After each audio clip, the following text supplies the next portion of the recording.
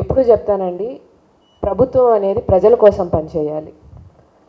ప్రజలకి ఏది మంచి అనేది ఆలోచించి ఒక నిర్ణయం తీసుకోవాలి.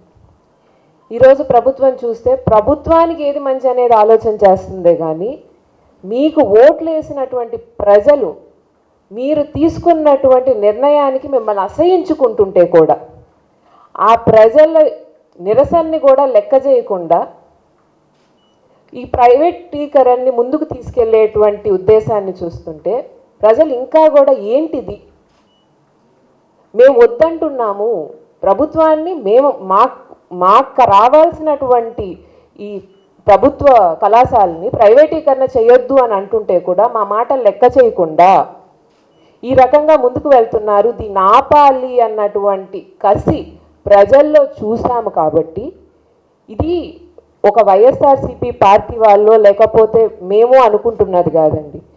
జగన్మోహన్ రెడ్డి గారు ఒక మంచి ఉద్దేశంతో ప్రజలకి మంచి జరగాలి, విద్యా వైద్యం అనేది మనకి ఎక్కడ కూడా కొరత లేకుండా ప్రతి ఒక్కడికి అందాలనేటువంటి సదుద్దేశంతో మొదలుపెట్టినటువంటి ఈ కార్యక్రమం కొనసాగాలని ప్రజలు కోరుకుంటున్నారు.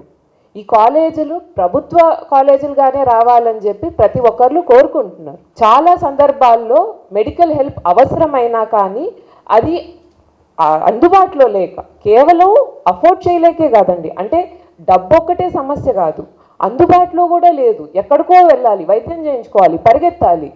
అది చెయ్యలేక ఇబ్బంది పడే ప్రతి ఒక్కరికి రేపనే రోజు భవిష్యత్తులో విద్యా వైద్యం రెండూ కూడా ఎవ్వరికి కొరత లేకుండా అందించాలనుకునేటువంటి ఆయన సంకల్పాన్ని అర్థం చేసుకున్న ప్రతి ఒక్కరూ ఈరోజు ఈ ప్రభుత్వాన్ని అసహించుకుంటున్నారు.